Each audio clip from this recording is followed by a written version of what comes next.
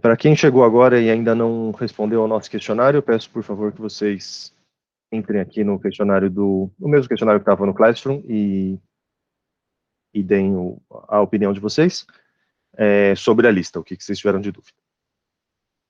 O que eu queria falar a respeito indo no embalo do que a Lorena falou, foi a Lorraine que tinha me avisado de que tem um erro também naquele questionário que vocês preencheram online na semana passada. A gente tinha essa questão. Então, a gente tinha variáveis A e B inicializadas desse jeito, com 4 e 0. A gente tinha o while e eu perguntava quanto é que valia o A no final das coisas. Eu trouxe isso aqui para o Code Blocks. Ops, não é esse. É esse aqui. Eu trouxe para o Code Blocks para a gente rodar junto. E qual que era a minha ideia aqui? O meu loop ia ficar decrementando, ia ficar diminuindo o valor de A em cada iteração. Então, o A ia começar em 4, o A ia diminuir em cada iteração, e aí eu queria que a resposta fosse 0, por isso que no gabarito aqui eu escrevi que a resposta fosse 0. Mas se a gente roda o código exatamente como ele está lá, ele vai me dizer que o A vale 4. E o A tem que valer 4 mesmo, aqui está a prova de que o meu gabarito está errado. O A tem que valer 4 porque qual que é a lógica do while?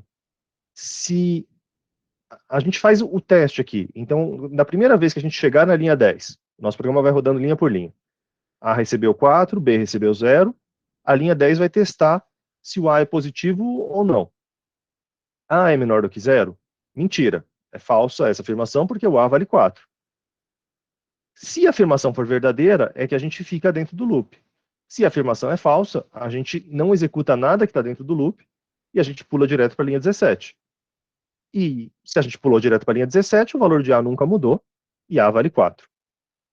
O que eu gostaria de ter escrito nessa questão era, enquanto A for maior do que 0, a gente fica Professor, no loop. perguntinha. Você está espelhando alguma coisa pra Eu gente? esqueci. Obrigado. Não vi quem foi que comentou, mas agradeço o comentário. Era para eu estar apresentando a tela assim. Pessoal, quando eu fizer esse tipo de burrice, vocês não me deixem passar vergonha por tanto tempo, vocês gritem antes, porque ainda mais segunda de manhã, a gente se confunde. Então, mostrando, agora sim vocês estão vendo, né? Sim. Beleza. Então, eu estava falando desse exercício aqui, que A igual a 4, B igual a 0, e a gente tinha esse loop aqui. Enquanto A fosse menor do que 0, a gente ia fazer as iterações. Eu tinha rodado o programa exatamente como ele estava no nosso enunciado, então, rodando desse jeito, a gente vê aqui A vale 4 e B vale 0, porque a condição do while foi mentira da primeira vez. 4 menor que 0, mentira. Nada que está dentro do while é executado. A gente pula direto para a linha 17, e aí A continua valendo 4. O que eu gostaria de ter escrito nesse código é A, enquanto A for maior do que 0, e aí sim, enquanto A for maior do que 0, quer dizer que o A começa com 4, A é maior do que 0? Sim, é verdade. Então, ele vai entrar aqui no while, e aí, em cada iteração, ele vai diminuindo. Na hora que ele chegar em 0, é que a gente vai sair do while, porque aí o teste 0 é maior do que 0? Mentira. Então, isso aqui virou mentira. A gente vai sair do while e vai pular para a linha 17, finalmente. E o B vai acontecendo ao contrário, né? Então, enquanto o A vai diminuindo de 1 em 1, o B vai aumentando de 1 em 1. Isso é o que está acontecendo dentro do while. Tudo bem?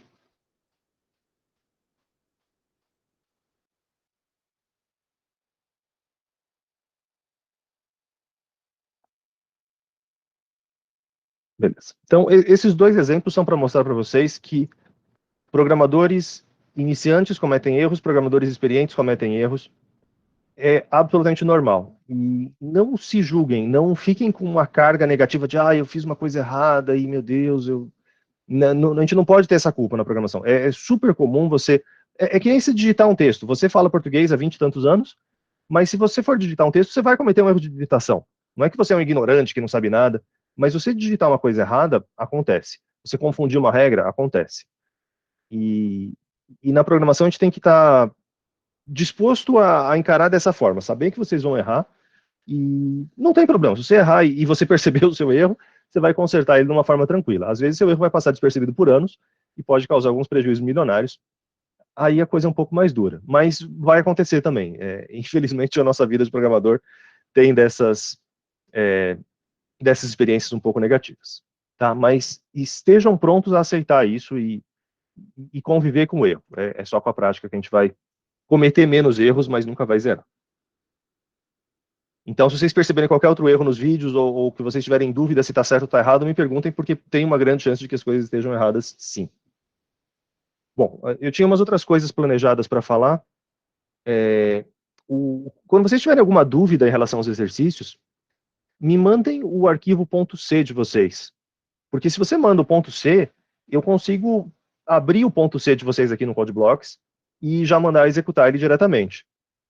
É lógico que nesses casos pequenos, como é, por exemplo, o exercício que eu propus para vocês, num caso pequeno desse, a gente consegue só bater o olho e fazer as contas de cabeça e simular o que está acontecendo. Mas conforme a gente vai avançando na matéria, os programas vão ficando cada vez maiores, os erros vão ficando cada vez mais sutis, e aí o jeito mais rápido para eu dar o feedback para vocês é vocês me mandarem o código.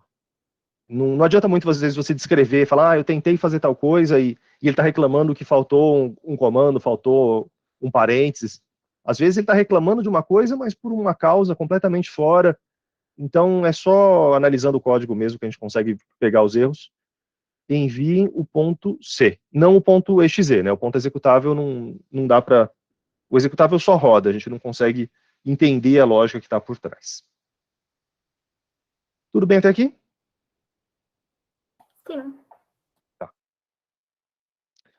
Teve um caso que é o contrário. A Gabriele me mandou um e-mail, deixa eu abrir aqui, que aí sim fazia sentido mandar um print da tela, porque ela queria mostrar a execução dela. Gabriele, desculpa a exposição, entre aspas, mas na verdade não é uma exposição, é só Não, tranquilo.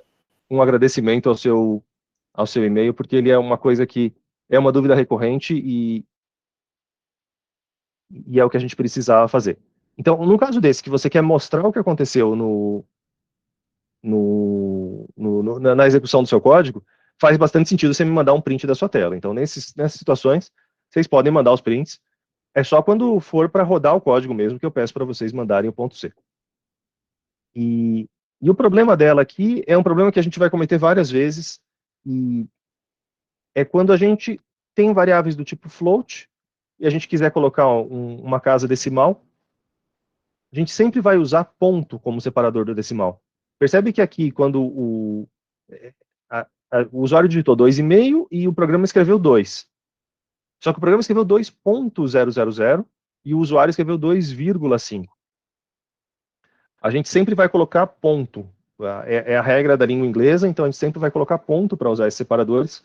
Em geral, na programação, é isso que a gente vai fazer. A vírgula vai ter outros significados, cada linguagem vai ter o seu, mas o separador de decimal, mandem com pontos. Beleza?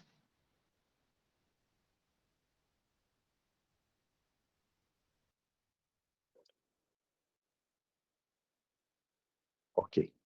E no questionáriozinho que estava do quiz da semana passada, tinha uma outra questão interessante, que é a respeito das instruções terem todas um ponto e vírgula no final.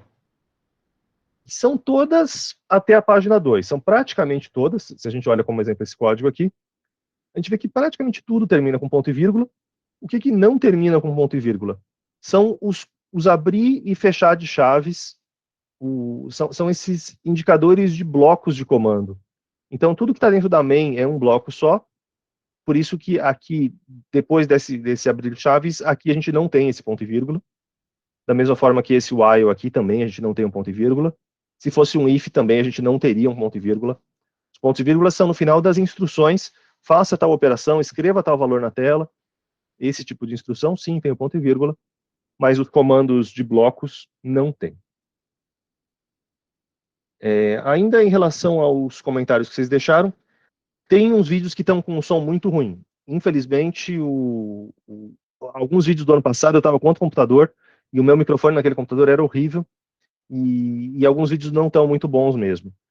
Eu não consegui regravar ainda, eu não tive tempo para regravar esses vídeos, então tem alguns que a qualidade, eu estou de acordo com vocês, não está a melhor possível. Se você colocar um fone de ouvido, melhora um pouco, mas tem uns que estão realmente ruins, eu admito o problema. Se ficar realmente incompreensível, vocês falem comigo, tá, pessoal? Fica à vontade de o que vocês não entenderem, vocês tentam entrar em contato. E tinha alguma pessoa que tinha pedido para deixar os códigos nos comentários.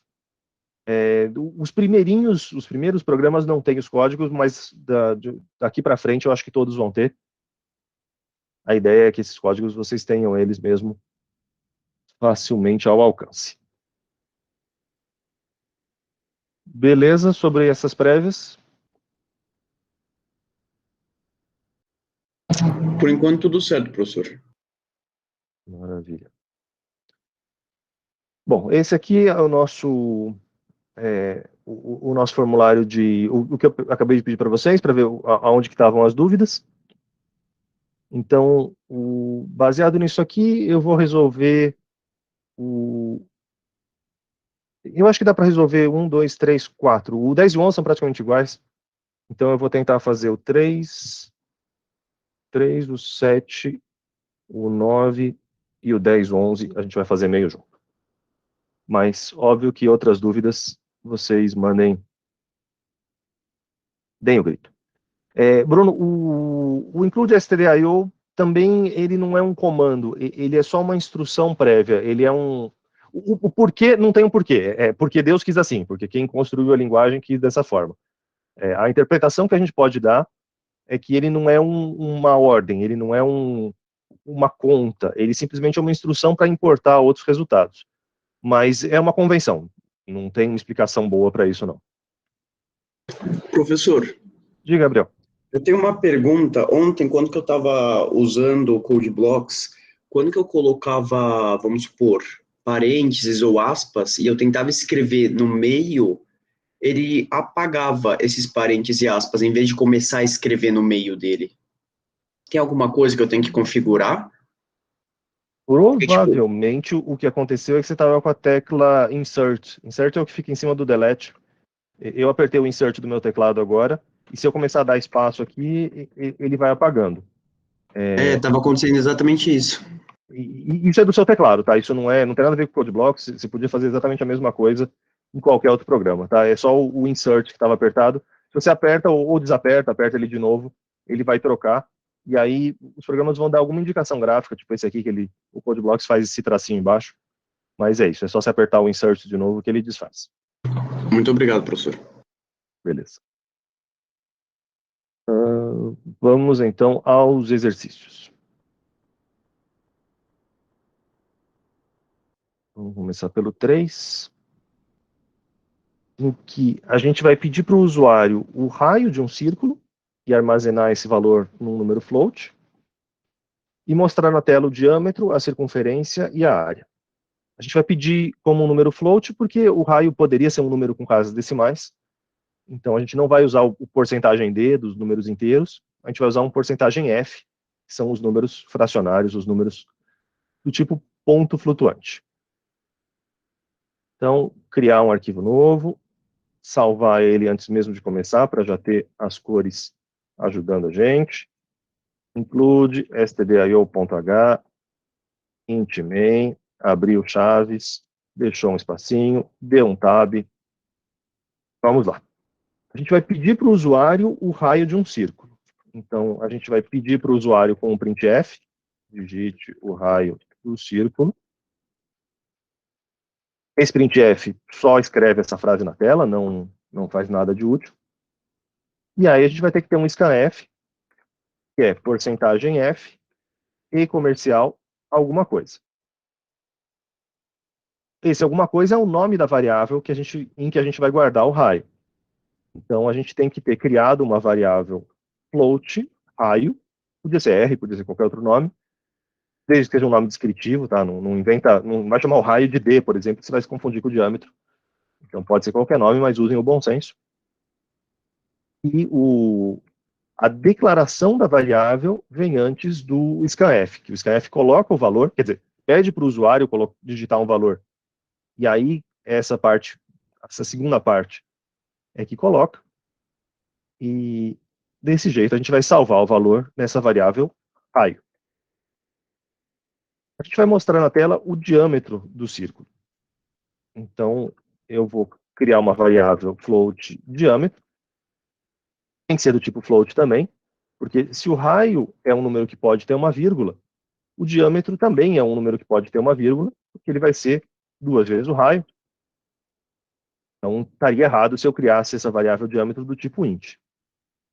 E aí eu vou colocar o diâmetro vale, porcentagem f, então, para o float é porcentagem f dos dois lados, na leitura e na escrita, vírgula, e o nosso nome da variável diâmetro. E eu vou rodar meu programa assim mesmo. Eu não terminei o enunciado, eu não calculei as 3 coisas, mas qual é a ideia? Façam por partes. Escreve um pequeno pedacinho de código e vê se esse pequeno pedacinho de código já funciona, porque você pode ter cometido algum erro aqui, e é mais fácil, quanto menor o seu programa, é mais fácil você achar o erro nesse programa pequeno.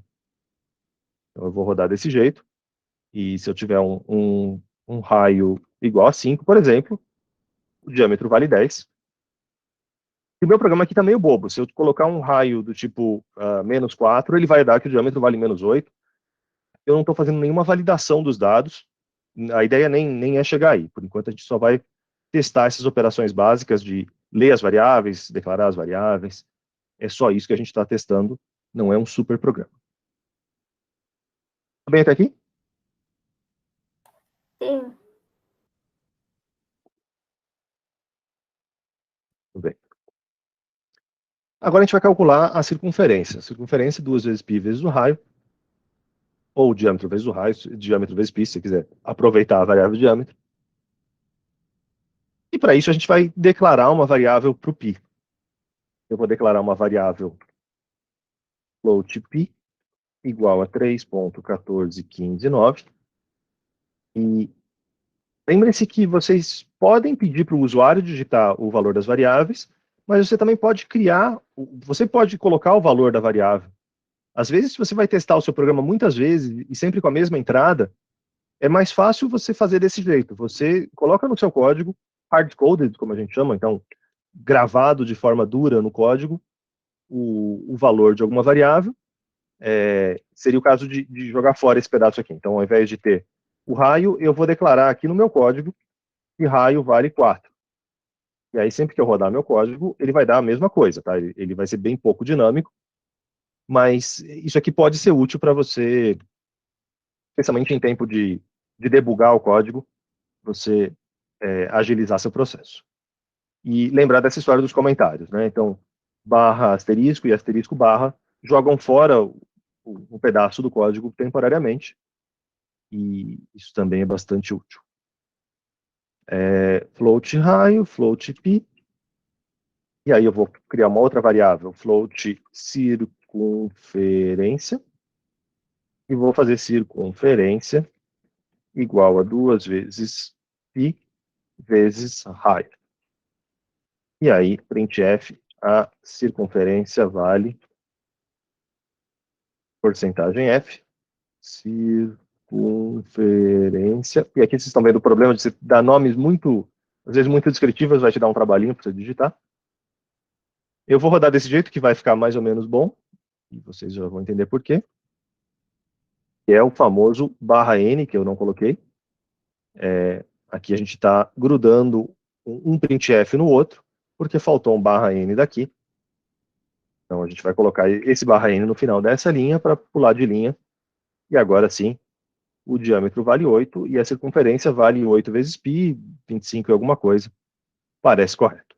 Então sempre confiram também os resultados para saber se o seu programa está calculando direito ou não. Ô, professor, Diga quem é que está falando. Giovana, pode falar. o float, eu poderia colocar tudo no começo? Float, raio, vírgula, diâmetro, vírgula, circunferência e ponto, vírgula, daria na mesma? Estaria exatamente na mesma. Ah, tá bom. Obrigada. A gente pode Professor? fazer de acordo com essa sugestão. E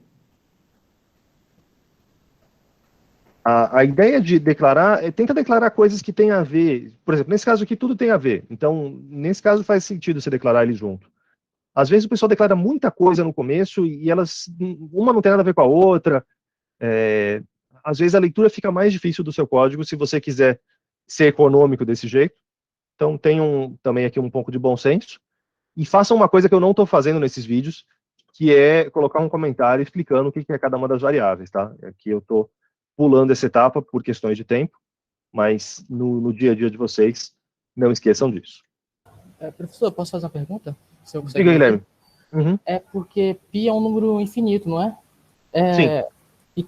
E a gente tem que precisa digitar o valor certo lá. Então, em base, nunca seria totalmente correto o valor, porque é um número infinito. E como a gente trabalharia com um número assim? Se a gente não pode você trabalha com um erro. Por isso que o enunciado fala para você considerar π igual a 3.14159, ponto final. O nosso computador tem uma memória finita, e o π é um número infinito. Então não dá para a gente guardar o valor inteiro de π no computador. Não tem outro jeito. A gente tem que truncar, a gente tem que parar em algum momento, e é por isso que a gente está trabalhando com uma aproximação do π. A gente só vai usar esse número de casas, e o nosso resultado vai ser mais ou menos preciso. Ele vai ter um certo número de casas de precisão, mas ele não vai ser exato, ele é um resultado aproximado. Não tem jeito de fazer melhor do que isso, tá? Na computação, a gente sempre vai estar lidando com aproximações.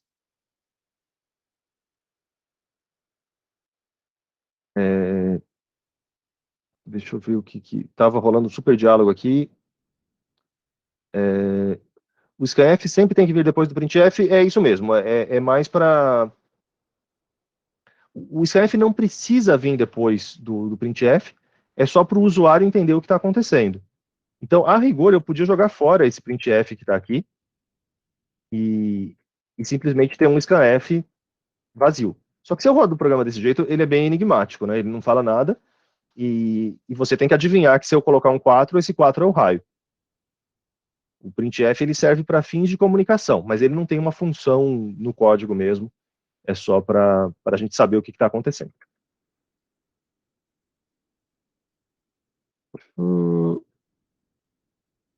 Beleza. Leandro, dá para usar π igual a 3.14. Eu podia jogar fora essas casas daqui e usar π só igual a 3.14, e aí meu resultado vai ser ainda menos exato. Tá? Mas dependendo da sua aproximação, dependendo de quão bom você precisar desse resultado, você pode definir de formas diferentes. O pessoal na astronomia usa π igual a 3, porque as distâncias astronômicas são tão erradas que... Não, acho que eles usam π igual a 1. Eles fazem um negócio que, mano, não faz diferença nenhuma você colocar um fator 3 ou não. Já é tudo absurdamente aproximado, então depende do seu trabalho, da precisão que você está precisando.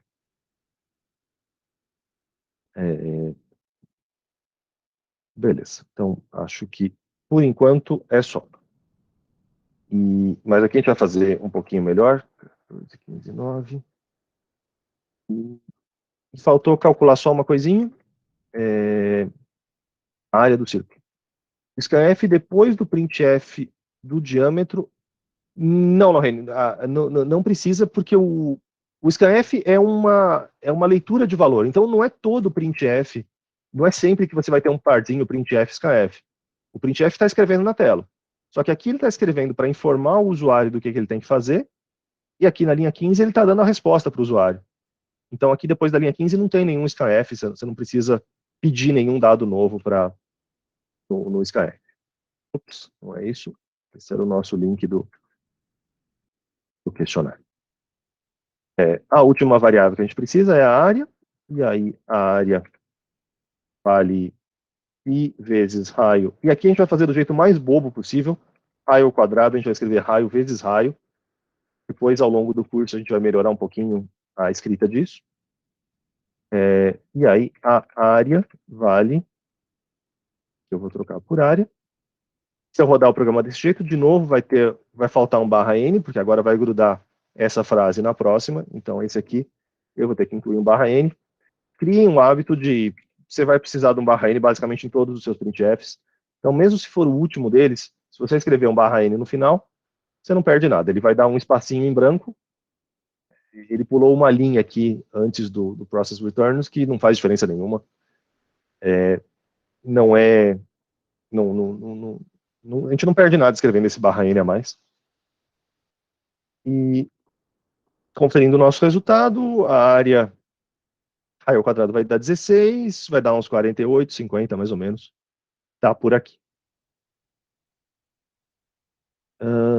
Esse é o que eu tinha. Isso é tudo que eu tinha para dizer desse exercício 3. Se vocês têm mais alguma dúvida. Murilo, pode falar. Professor, tem como você mandar o código só para deixar separado aqui? Eu vou colocar no YouTube, quando eu colocar o código, então tá bom. eu vou subir todo, mas já então está tá aqui bom. no chat. Obrigado. Leandro, π vezes 2 vezes o raio não é, né? Porque é π raio ao quadrado. Eu acho que o que você quis dizer era alguma coisa do tipo π raio elevado ao quadrado, como a gente faz, por exemplo, no Excel ou em outras calculadoras, mas não é assim que a gente faz o elevado. Não vai dar certo. Quando a gente falar de funções, a gente vai ver uns jeitos melhores de calcular o raio ao quadrado.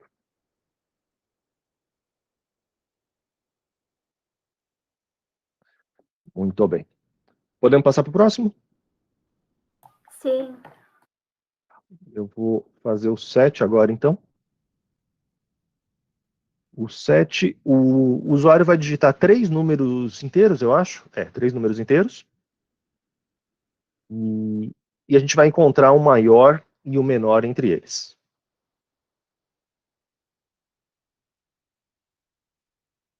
Eu vou criar um novo arquivo, salvar ele como exercício 7.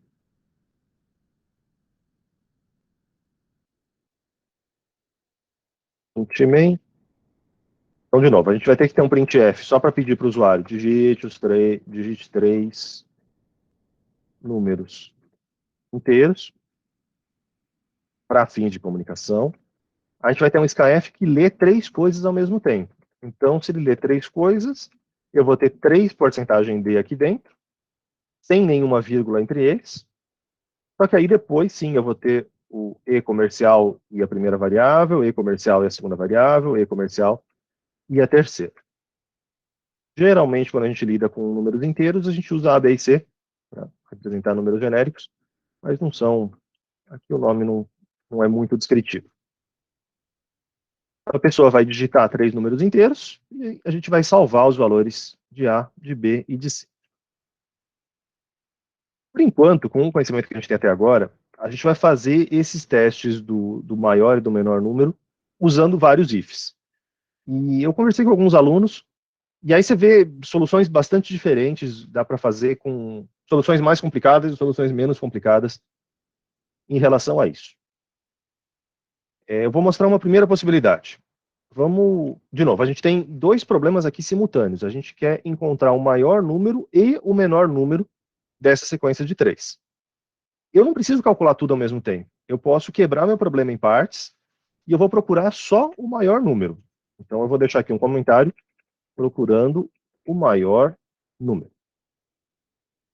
Depois eu vou ter uma segunda parte do programa que eu vou procurando o menor número. E aí, finalmente, eu vou ter o meu return 0. Tá. Quebrar o nosso problema em partes. E aí, em que condição que o número A vai ser o maior de todos? Se o A for maior do que o B e se o A for maior do que o C. Então, a gente pode escrever isso. Lembrando que o if sempre tem... a condição do if sempre está entre parênteses. Mas aqui eu vou ter 2 condições. Eu vou ter A maior do que B e A maior do que C. Então, nessas horas que a gente tem mais de um teste, a gente costuma escrever desse jeito. Um grande parênteses para abarcar a condição geral, mas para facilitar a leitura, a gente costuma colocar parênteses intermediários nos testes menores que a gente está fazendo. E quando a gente tem 2 condições que têm que ser válidas ao mesmo tempo, a gente vai usar o E comercial, então uma coisa e a outra com o E comercial. Se isso aqui for verdade, eu vou colocar um printf o maior número é porcentagem D, e a minha variável A.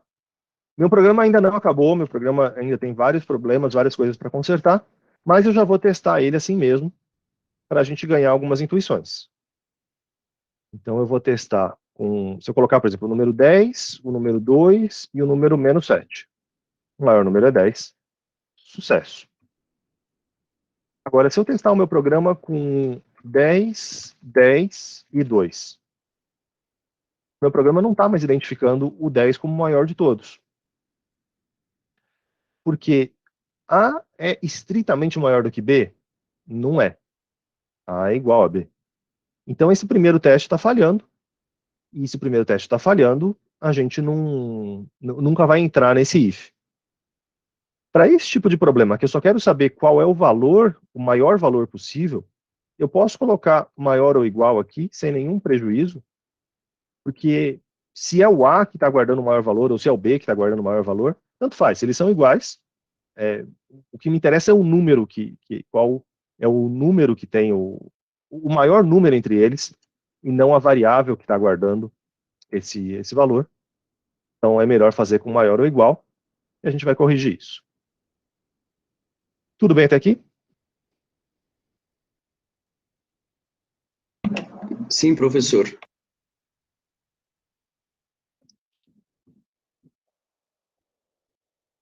Tá. A gente testou o caso, então aqui A é o maior. A gente vai ter um próximo caso que é para testar se o B é o maior. A gente podia escrever alguma coisa do tipo, se B é maior ou igual a A, e B é maior ou igual a C. Então aqui a gente vai ter um printf, o maior número agora vai ser o B. Eu já vou colocar os meus /n todos, porque a gente vai precisar mais tarde. E se eu rodar o código desse jeito, e eu tiver o mesmo caso anterior. Bom, vamos primeiro fazer um caso feliz. 10, 20 e 4. Então o número B está guardando o maior de todos, o maior é 20. Se eu rodar isso aqui com 10, 10 e 2, ele vai me dizer que o maior número é 10, mas ele vai me dizer de novo que o maior número é 10, porque ele vai entrar nesse if também. Porque é verdade, afinal de contas, o B é maior ou igual ao A, e o B é maior ou igual ao C. Como é que é um jeito da gente resolver isso? Ou a gente vai entrar nesse if, ou a gente vai entrar no próximo. Então eles são mutuamente exclusivos. Ou vai entrar em um, ou vai entrar no outro.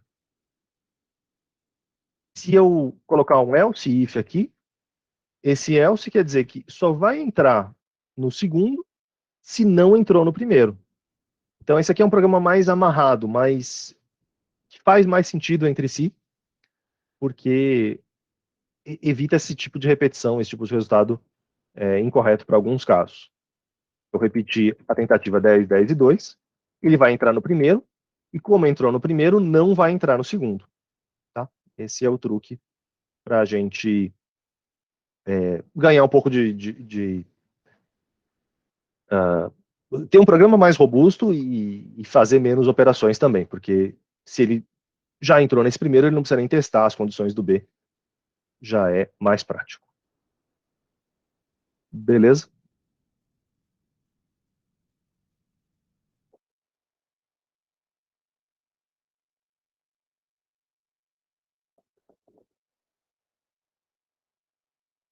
Como é que é o jeito mais prático da gente fazer o caso do C?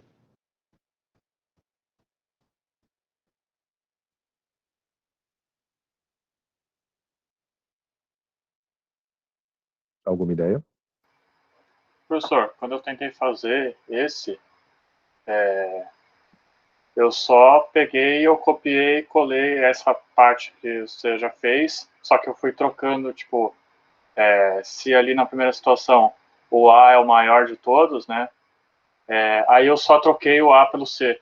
Aí eu fui, tipo, copiando e colando. Só que aí eu percebi agora que com essa coisa do maior igual que eu não tinha colocado, não estava funcionando direito. Tipo, se colocasse 10, 2 e 2, ele não aparecia nada. Essas repetições são É sempre o calcanhar, né? Nesses de testar maior, menor, se é bolinha fechada ou bolinha aberta, sempre o risco está por aí. Então, um jeito de evitar que não aconteça isso que o Leonardo falou, de não aparecer nada, o último caso é ser simplesmente um else. Porque se não é o A nem o B, é o C. Certo? Se ele não entrou no primeiro if, se ele não entrou no segundo else if, ele tem que entrar no terceiro. E não tem dúvida que ele tem que entrar no terceiro. E aí, esse aqui é um printf. O maior número é porcentagem D, é o C, que é o terceiro caso. Então, se você faz só com ifs soltos, você pode cometer esse tipo de erro, de não cobrir todas as situações. E aqui é como se você estivesse dividindo a pizza, 100% da pizza. Então, ou é um, ou é outro, ou é um terceiro, mas você garante que vai cobrir todos os casos. Ô, Pro, se só Diga, fosse 2 números em vez de 3, era só colocar o if e o else. Não É só um if precisaria else. colocar o- Porque ou é um ou é outro. Então seria só um if else e já matava. É isso aí. Tá bom, então, obrigada. Beleza. Então essa aqui é a lógica do maior. E a gente podia fazer a mesma coisa. Eu não vou fazer só por questões de tempo, tá? Mas a lógica do menor é só trocar todo mundo aqui por menor. E daria para fazer, tá? Mas fiquem com esse conselho de separar o programa em duas partes, tá? Eu vi alguns códigos que o pessoal já estava colocando um if dentro do outro para testar se um é maior e o outro é menor, e aí vai ficando muito confuso. Desse jeito aqui a gente faz com 3 ifs, a gente mata o maior, com mais 3 ifs a gente mata o menor, e é bem mais legível. Eu tinha separado aqui um... Professor, Diga. se tiver mais de 3, não pode usar o if e o else ou tem alguma forma de usar eles? A gente teria mais uma condição. Quem foi que perguntou? Gabriel. Gabriele.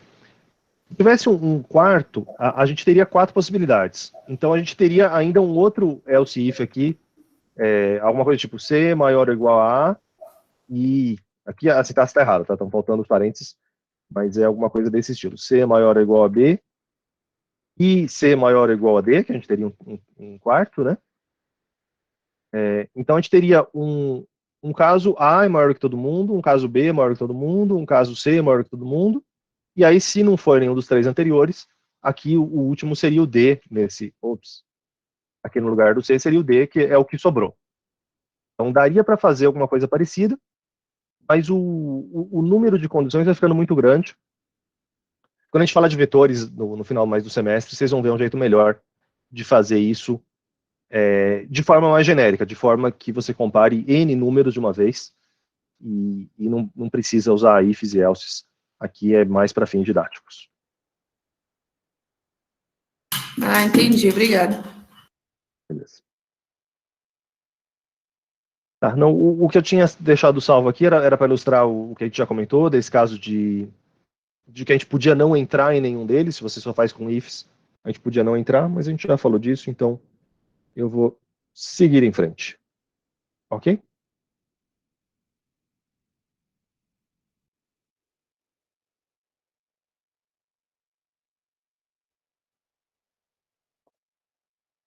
Muito bem. Vamos ao 9 agora. O 9, escreva um programa contendo um loop for para escrever na tela as seguintes sequências de números. Lembrando o que o loop for faz. For faz repetições em que você fala a condição inicial, você fala o incremento, ou seja, de quanto em quanto que o nosso número vai aumentando, e você fala a condição final, até onde a gente vai. Então vamos primeiro escrever um loop for, que não é o que o exercício pede, é só para a gente praticar. E eu não salvei. Uma coisa que eu fiz, enquanto eu estava escrevendo aqui, teve uma hora que o meu cursor ficou meio errado, alguma coisa ficou grudada aqui, e eu já consertei isso com o tab, e eu nem falei nada. Mas lembrem-se que o CodeBlocks tem uma função de indentar o código automaticamente. Então, se você seleciona todo o código, você pode selecionar tudo com Ctrl+A, ou selecionar com o mouse, Pressionar com o teclado é melhor.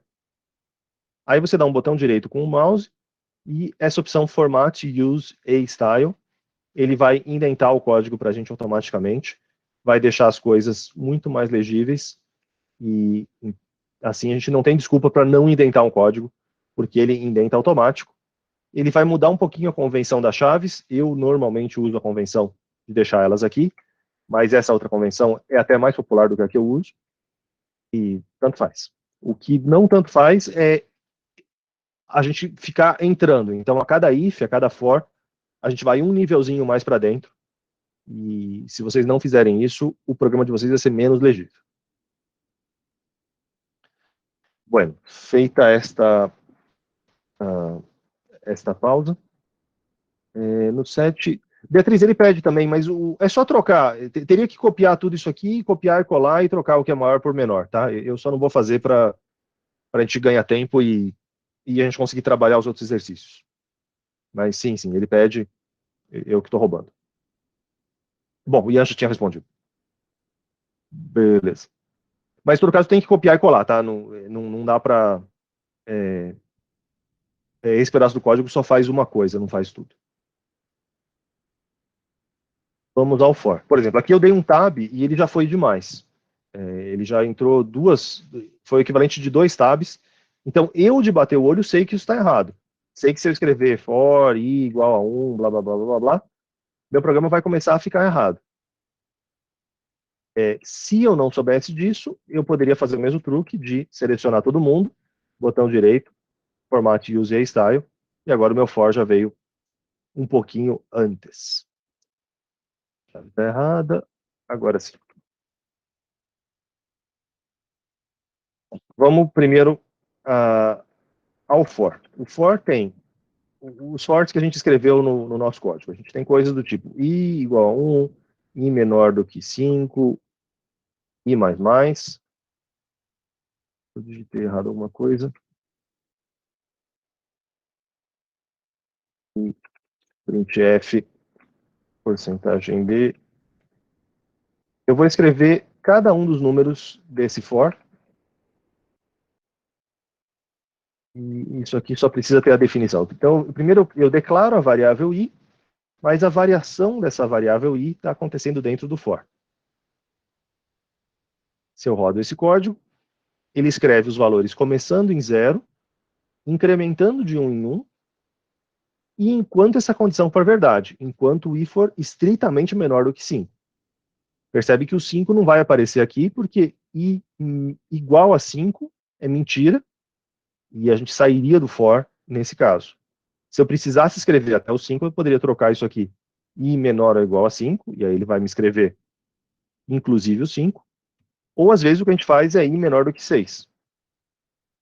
Coloca 1 a mais, mas você continua deixando o sinal de menor, estritamente menor, e aí o programa vai incluir o número 5 na nossa lista. Tudo bem com a ideia básica do for? For é tipo um while. O for é uma repetição. Então, o for, ele automaticamente entre aspas, né? Ele varia os números de acordo com a condição que você pedir. Só que o while, ele faz repetições enquanto aquela condição for verdade. Por exemplo, naquele primeiro que eu mostrei para vocês, enquanto A for maior do que 0, ele faz repetições. Quantas repetições ele vai fazer, depende do que tiver no miolinho dele. O for já é mais pragmático. Ele vai começar em 0, vai incrementar de 1 em 1 e vai até enquanto for menor do que 6. Então, o for é para fazer repetições quando você já sabe quais repetições você quer fazer. O while é um pouco mais repetir até dar certo, repetir até chegar no resultado. Beleza. E esse i++ que eu escrevi aqui é o jeito abreviado de escrever i igual a i mais 1. Se eu rodar o código desse jeito, vai ser exatamente a mesma coisa. Quando a gente tiver que aumentar de 1 em 1 ou diminuir de 1 em 1, a gente vai preferir essa forma i++, i menos menos, para ir para frente ou para trás de 1 em 1. É só uma sintaxe abreviada. Tem ainda uma terceira sintaxe, que é i mais igual a 1. Também faz a mesma coisa. é o equivalente de I recebe o valor anterior de I mais 1. Essas três coisas são iguais. Bom, eu vou deixar essa aqui, que é a mais extensa, mas é a mais fácil de ler, então a gente que está começando pode usar ela. Na medida que você se habituar, a gente passa para as outras que são mais curtinhas e mais rápidas de escrever. Qual é a diferença entre o exemplo básico do for que a gente tem aqui e o que a gente quer escrever? Se a gente comparar as duas coisas, essa primeira sequência ela começa em 1 e não no 0. Então, para acertar isso, é só eu trocar I menor do que 1. Eu quero forçar que ela vá até o 13. Então, eu vou colocar I menor ou igual a 13. E qual é o padrão? O que está acontecendo? A gente está somando 2, somando 2, somando 2, somando 2. Então, ao invés de somar de 1 em 1, a gente está indo de 2 em 2. E se eu rodar isso aqui, eu vou ter essa sequência dos números ímpares, 1, 3, 5, 7, 9, 11 até 13, conforme está escrito aqui. Beleza?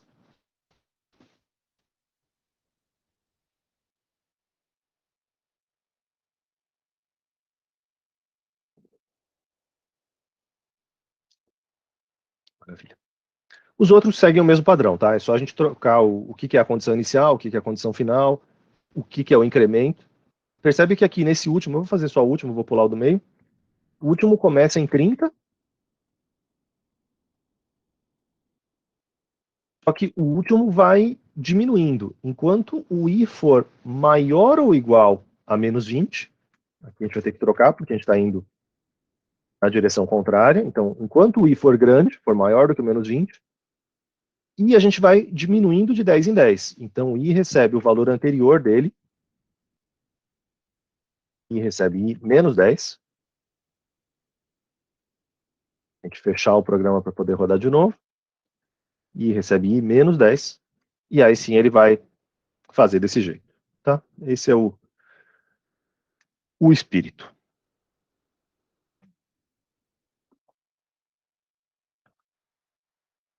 Tem uma coisa que não está boa no meu código e que é não é, o resultado está certo, mas é uma boa prática de programação e que a gente pode fazer melhor.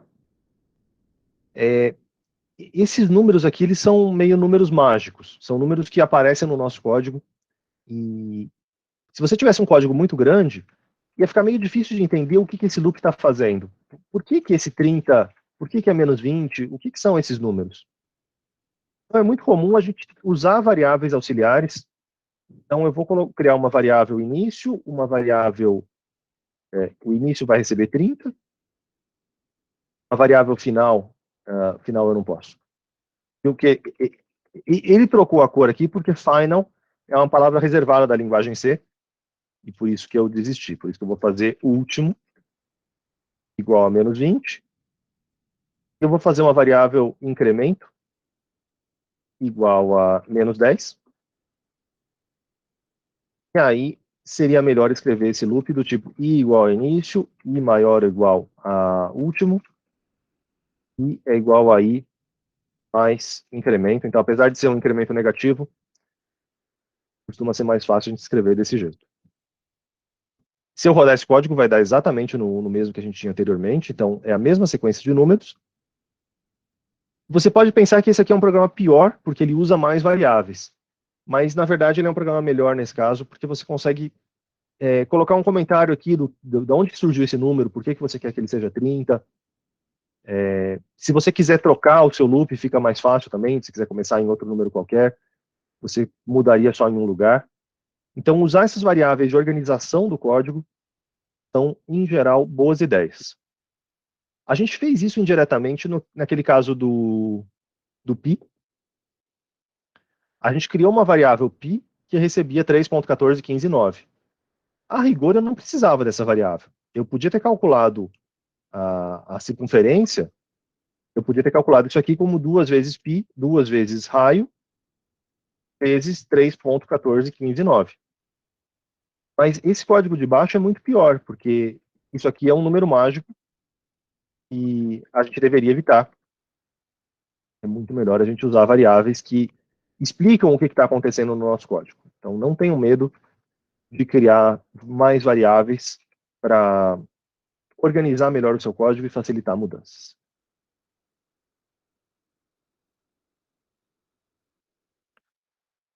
Maravilha. Passamos então aos dois últimos, ao 10 e o 11.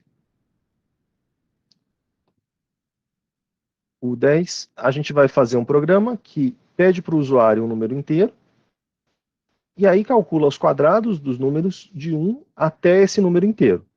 Então, se o usuário digitou o número 5, a gente vai escrever os números de 1 até 5 e os números de 1, os quadrados respectivos deles.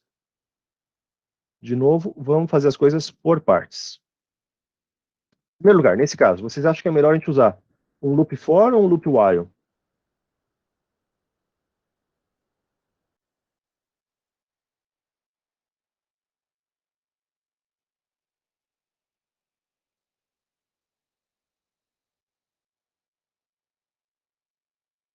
Dá para usar os dois, tá? Então, sempre que dá para fazer com for, dá para fazer com while, sempre que dá para fazer com while, dá para fazer com for. Mas existem opções que são melhores que as outras. E aqui é melhor você usar um for, porque você já sabe quantas iterações vão acontecer. Você já sabe no sentido de que é o número n que o usuário vai digitar. Não é que você sabe quanto é esse n, mas você sabe que é n. Você sabe que é um número genérico que a pessoa vai colocar. Então você sabe que são n iterações, apesar de você não saber o valor desse n. Por isso que aqui é mais prático a gente fazer com for. Mas eu vou fazer um com for e outro com while, e vocês vão enxergar por que o for é melhor também, é mais legível. Mas é comum no começo a gente ter uma certa preferência, a gente tentar fazer tudo com for, tudo com while, porque a gente se sente mais confortável com um deles. Isso não é bom, não. Então tentem pensar e escolher em cada caso qual que é o melhor. F, digite um número inteiro. A gente vai ler o que o usuário digitou e salvar isso aqui numa variável n, que eu preciso ter declarado previamente. E aí, eu vou resolver o problema por partes também. A gente tem uma parte que a gente já sabe fazer, que é escrever os números de 1 até n, e uma parte um pouquinho mais difícil, que é escrever os quadrados. Eu vou precisar de um contador. Aqui é simplesmente o meu contador do loop. E aí, eu tenho um loop for que começa em 1. Se o seu loop começa em 1, você não precisa se preocupar em criar uma variável para guardar o 1. Tá? Não é que você não pode ter nenhum número no seu código e tudo tem que estar em variáveis. É só que se são valores estranhos, entre aspas, se não é 1, se não é 0, aí sim vale a pena criar uma variável. Mas começando de 1, começando de 0, fica à vontade para usar o próprio número. E começando em 1, o i vai até o n que o usuário digitou e inclui esse n. Então a gente tem que colocar i menor ou igual a n. E a gente está aumentando de 1 em 1. Então escreve 1, 2, 3, 4. Aumentando de 1 em 1. Tudo bem. O que a gente vai escrever aqui?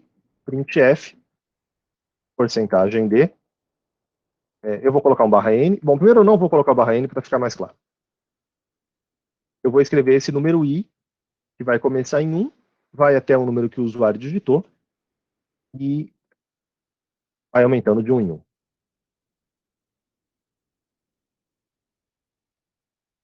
Se eu digitar o número 5, ele vai escrever 1, 2, 3, 4, 5, um grudado no outro, porque não tem o barra n. Se eu coloco um barra n aqui, eu ganho essa possibilidade de ter o 1 em cada linha. Então a primeira coluna é isso. A primeira coluna é o próprio número i. O que é a segunda coluna? Para cada número i que está aqui, é o quadrado do número correspondente. Então eu vou criar uma variável int quadrado. Eu ia escrever com C. Acho que eu joguei muito FIFA nesse final de semana. Estava com o colombiano na cabeça. Int quadrado é igual a I vezes I. De novo, a gente vai calcular os números ao quadrado simplesmente pela multiplicação. E eu vou trocar aqui, eu vou escrever só os quadrados, tá? De novo, resolver o problema, não um problema completo, mas um subproblema que eu estou inventando para ver se eu entendi o que está acontecendo. Se eu rodar o código desse jeito, ele vai me escrever todos os quadrados, mas só os quadrados. Ele não está escrevendo o número I e o quadrado dele. Para a gente resolver isso, escrever as duas coisas junto, a gente vai usar esse barra T. O barra T vai colocar um espacinho maior, um espacinho equivalente a um tab, para ordenar o nosso printf. Então eu vou printar dois valores na tela ao mesmo tempo, porcentagem D, barra T, porcentagem D, para ter o outro número. Os dois números que eu quero escrever na tela são o I e o quadrado. Esse exercício é legal porque ele ilustra esse truque, de que é sempre a mesma variável quadrado, sempre o mesmo nome de variável, mas em cada iteração ela vai assumir um valor diferente. E aí é assim que a gente consegue escrever de forma genérica, apenas uma instrução, a gente consegue escrever uma sequência de printfs diferentes. Beleza até aqui?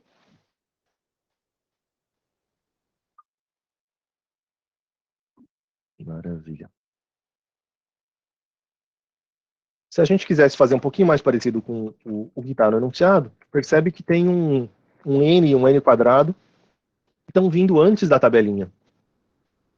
Eles estão vindo antes e eles não se repetem. Então a gente podia colocar um printf aqui, printf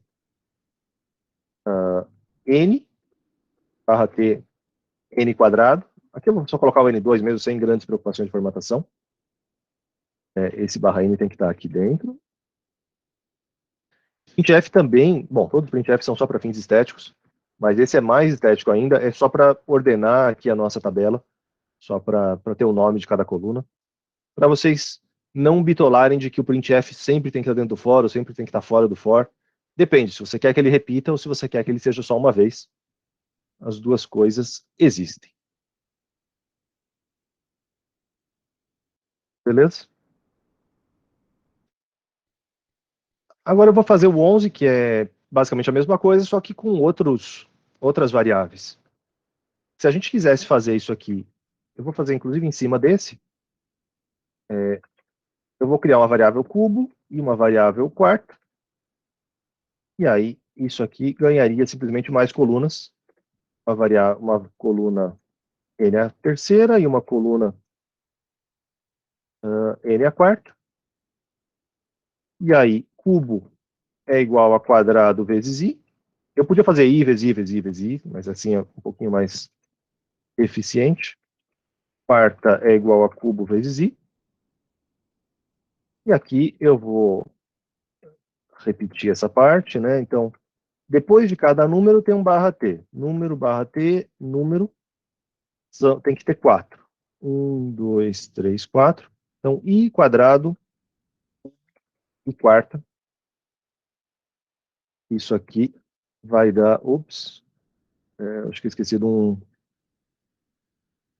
Eu tenho um barra n perdido aqui no meio do caminho. Barra n tem que vir aqui no final. Aí sim. Aí as outras colunas são basicamente a mesma coisa, só que com outras variáveis, simplesmente crescendo para o lado. Esse é o princípio do nosso exercício 10 e 11, usando um for. Se eu quisesse fazer a mesma coisa com um loop while, o que eu teria que fazer? Eu usaria o mesmo contador i, e a condição desse while seria enquanto o i fosse menor ou igual a n.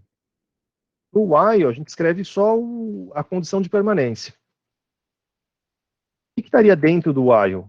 Exatamente a mesma coisa. As instruções que a gente precisa para fazer calcular o quadrado, calcular o cubo, calcular a quarta potência, escrever na tela, tudo isso é igual. Só que no while você tem que ter um cuidado a mais, você tem que fazer i igual a i mais 1, você tem que manualmente incrementar o i de iteração em iteração, que é essa instrução i++ que está aqui.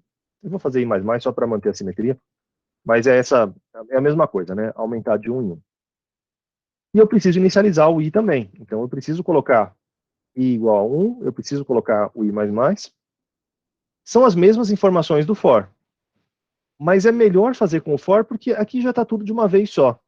No while é super comum você esquecer de atualizar ou esquecer de inicializar. No for você não tem como esquecer porque a sintaxe te obriga a colocar uma coisa, ponto e vírgula, outra coisa, ponto e vírgula. O resultado vai dar no mesmo, aqui em termos de performance computacional vai dar no mesmo. A questão é mais de leitura do código. Esse código com for é uma alternativa mais legível. Eu vou deixar as duas para vocês terem a referência, mas código com loop for é mais legível neste caso. Neste caso, tá? Não é que sempre o for é melhor, mas nesse caso de iterações pré-definidas, sim, é melhor. Entra aqui. Tá ótimo. Tudo sim. Bom, o que eu tinha para dizer